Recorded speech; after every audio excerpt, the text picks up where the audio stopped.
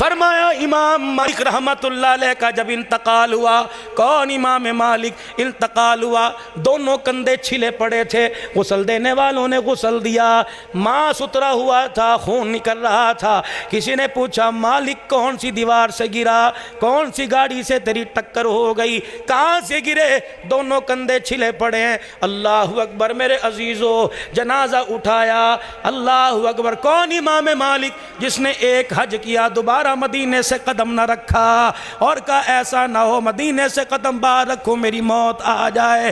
कौन इमाम मालिक रहमतुल्लाह अलैह। जब जनाजा उठा एक दिन एक उनका मुरीद कहने लगा तुम पूछते थे ना हमारे इमाम के कंधे क्यों छिले हुए हैं। फरमाया जब हुजूर के रोजे की छांव से हदीस पढ़ा के घर जाया करता, बीच गली के ना चलता करता, गली के किनारों के साथ दीवार के साथ कंधे घिसा घिसा के चला करता। किसी ने पूछा मालिक जगह इतनी सारी है का डरता हूं उस जगह पे पाँव ना आ जाए जहां आमना के लाल ने कदम रखा।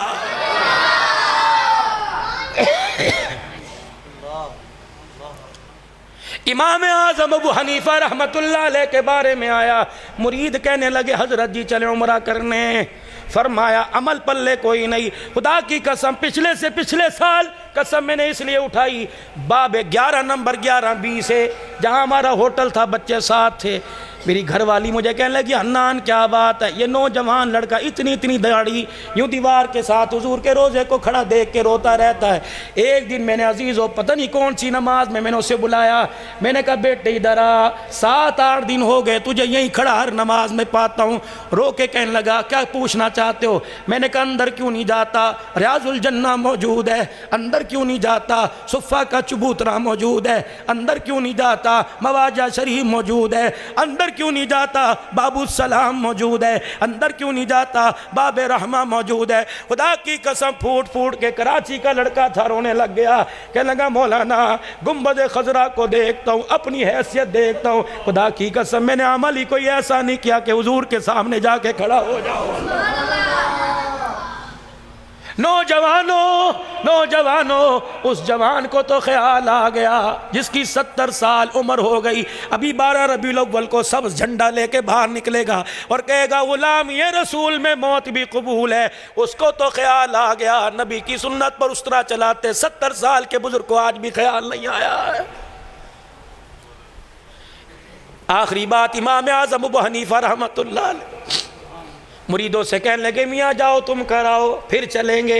बार बार मुरीद कहने लगे ऐसा इमाम जो इशा के वुजू से फजर की नमाज पढ़े हम लेके जा रहे हैं, जाने को तैयार नहीं। फरमाया मक्के में जितने दिन रहना मदीने में 3 दिन से ज़्यादा नहीं रहना। इमाम साहब जैसे आप कहें भुला भुसला के मदीने शरीफ ले गए, 1 दिन गुजरा 2 दिन, तीसरे दिन इमाम आज़म अबू हनीफा ने अपनी गठड़ी बगल में बांध ली। फरमाया चलो भाई वादा पूरा, 3 दिन से ज़्यादा नहीं रहना। लोग कहने लगे कैसा वक़्त का इमाम है, लोग मदीने में मरने की दुआ करते हैं, ये मदीने से भागने की दुआ कर रहा है। हजरत दाढ़ी को हाथ लगाते हैं, एक दिन और ठहर जाओ।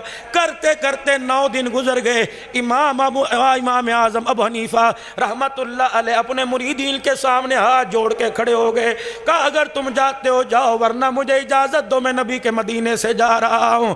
लोगों ने चेमगोइयाँ शुरू कर दी। लोगों ने कैसा आज के रसूल है जो हुजूर के मदीने से भागने की बातें कर रहा है, नबी के मदीने में मरने की हदीसें सुनाता है और नबी के मदीने से भागने की बातें करता है। इमाम आज़म अबू हनीफा रहमतुल्लाह अलैह ने गुंबद खजरा की तरफ अपना चेहरा करके रोना शुरू कर दिया।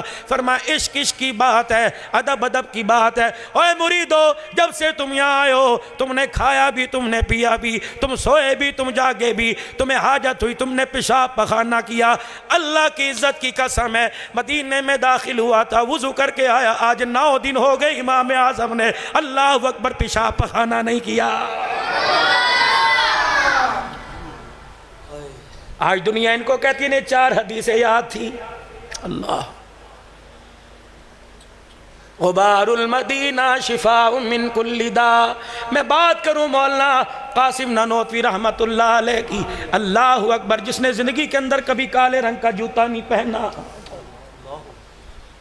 मैं बात करूं मौलाना रशीद अहमद साहब गंगोही की, मैं बात करूं उलमाए देवबंद के शेरों की। कौन है कासिम नानोतवी? आगरे से खुस्सा एक आदमी बनवा के लाया, हजरत 300 किलोमीटर से आया, बैलगाड़ी पे आया, खुस्सा पहनो। कासिम नानोतवी रहमतुल्लाह अलैह ने खुस्सा देखा, रोना शुरू कर दिया, फरमाया मैं नहीं पहनूंगा। हजरत पहनते क्यों नहीं? कि इसके नक्शो निगार में मुझे सब्ज रंग नजर आ रहा है, ये सब्ज रंग हुजूर के रोजे का है, पैर में पहनूं मेरी ईमान की गैरत गवारा नहीं कर रही है। मौलाना रशीद अहमद साहब गंगोही रहमतुल्लाह अलैह अल्लाहु अकबर सुफ़ा के चबूतरे पे खड़े होकर वापिस आ जाते हैं। मुरीद कहने लगे हजरत आगे जाते क्यों नहीं? फरमाया अमल पल्ले कोई नहीं, क्या लेके जाऊँ? चौथे दिन तहज्जुद के वक़्त हुजूर अलैहिस्सलाम के रोज़ा अनवर पर हाज़िरी दे के मुस्कुराते आए। मुरीदों ने कहा हजरत क्या हुआ? फरमाया आज खुद बुलाया, मैंने सलाम किया, उन्होंने जवाब दिया। होंठों पर जुबान क्यों फेर रहे हो? फरमाया सलाम का जवाब दिया, उन्होंने आज अपनी उंगलियों से मुझे शहद भी चटा दिया। अल्लाह को मुझे मदीने की बहारें नसीब फरमाए।